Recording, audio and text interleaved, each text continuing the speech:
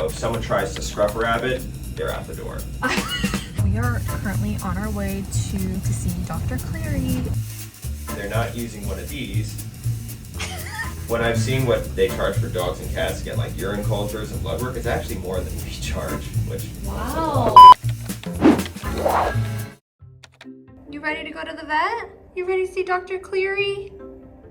Oh, okay.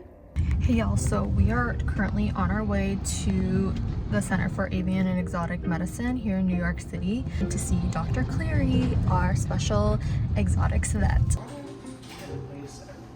We are back with Dr. Cleary at Center for Avian and Exotic Medicine here in New York City. I brought Pepper with us as our display rabbit. She has her ears back because she's upset right now. She's not sick, so. Okay, so today we're gonna be talking about how to find a rabbit savvy vet. One thing to know before we start is rabbits are exotic animals. They're not, what's a regular animal? dog and cat, domestic. Dog and cat. So they must be taken to an exotic vet. The first way you can find an exotic vet who's at least familiar or involved with rabbits, there is a organization called the Association for Exotic Veterinarians. They have a website and they have a list of all their members. These are people who are part of that organization. We subscribe to the journals to read all the newest literature on them. That's a good place to start. There's also a certification program where people go through a residency after vet school, and then they publish papers and then take a very extensive exam to get boarded as a boarded certified specialist through the DAVP. That they are small mammal companion exotics. I don't think there's anyone in the city who's boarded in that yet. Really? Yet, but there are some of us who are working towards it. Where are they more common to find that?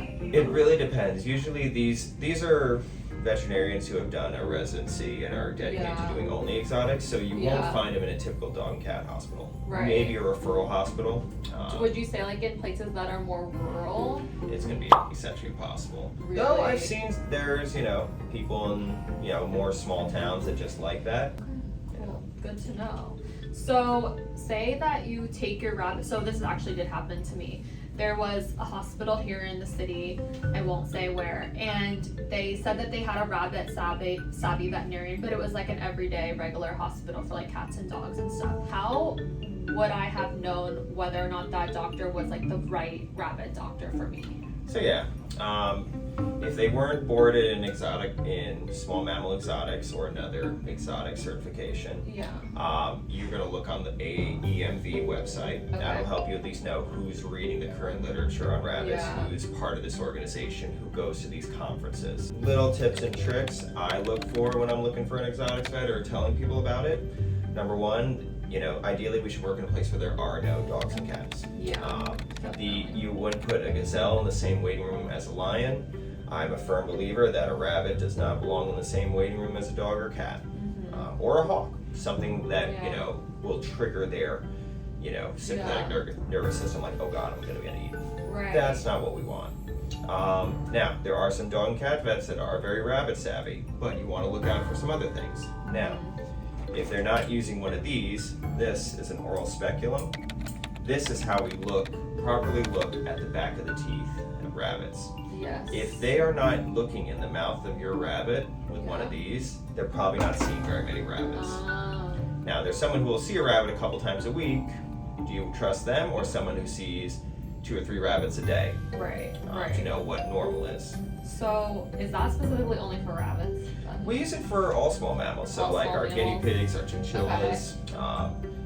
In humans it was called a nasal speculum. Oh. Yeah, but we have it made especially for rabbits now. Because it has to go all the way back in there. Yeah, and that's really where the most important teeth they have are. Yeah. I can't tell you how many times I've seen a rabbit that comes in and the regular vet did an incisor trim, but it's really the molars in back that are the problem. Yes. The vet that I went to sees a specific rabbit that has to get incisor trims I don't know, often, because their incisors just grow too much? Yeah, Like, I so don't know. if they're misaligned, Yeah. you do have to trim it, otherwise it gets out of line. But a rabbit savvy vet can extract those so that you never have that again. Okay. Yeah, because that's hard for the rabbit to Yeah. have to go And through. And it costs more in the long term Yeah. to be coming in every 3-4 weeks for an incisor trim. Yeah. And then getting too late, then you run the risk of getting like all sorts of worse Yeah, stuff. exactly. Oh gosh. Okay. Other things to know if you have a rabbit savvy vet, if they have the RHD vaccine. It's not as easy to get as dog and cat vaccines. Yeah. It takes a lot of paperwork, so a veterinary practice that doesn't see a lot of exotics is not going to go through that. Okay. And that means that you're going to go to the vet and you're not going to be able to get your rabbit the vaccines they need, the one vaccine they need. Yeah, above the all one. else.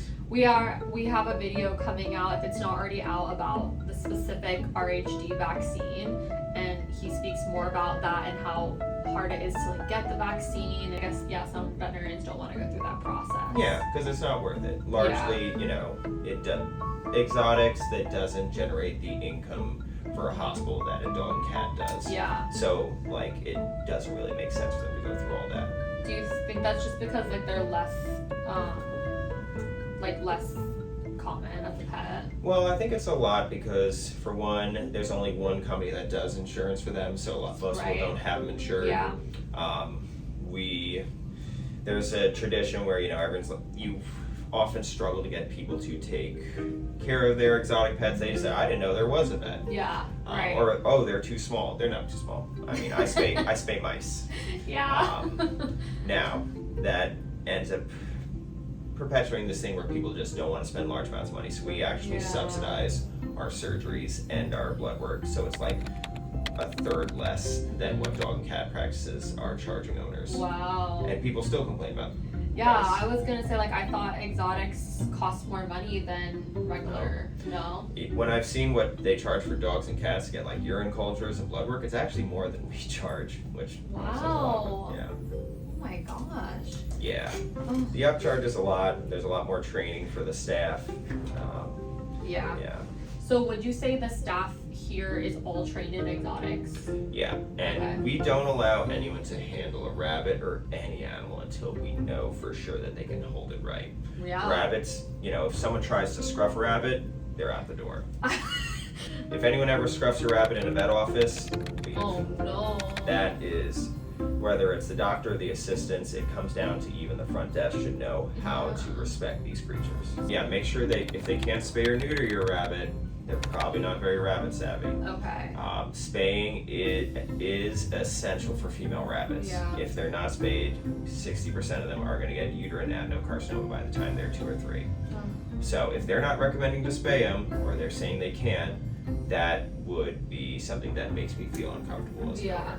Okay. Now, it's not these vets' faults a lot of times. A lot of times it's the owner of the practice who is just looking for more sources of income and say, oh yeah, we'll see exotics. Yeah. So the vet is then forced to see these animals despite not being enthusiastic about them, not reading the journals, not going to the conferences. Yeah. So it's not always that vet's fault. Yeah. A lot of time it's the owner driving them like, let's bring in more income. Okay. Which, I don't think it's appropriate. I think, these guys do not belong in the waiting room with their predators. I mean, hell, even the antibiotics we use day in, day out for dogs and cats can kill these guys. Yeah. So true. Their medicine is much different. The pain control is, the amount of Medicam we give them would kill a dog or cat. Oh my gosh. Yeah, and I find a lot of dog and cat vets underdose pain meds, and we have animals that are just remain. Well, that's awesome. You just told me so many things I didn't know, so I'm excited to go and look on the website to see who all's on there. AEMV. AEMV.com? Yeah. Or Just AEMV.com, and we'll link it below as well. So anyway, thank you, Dr. Cleary, for helping us to find our best rabbit savvy vet for our little babies. Yeah, we'll see you guys next time.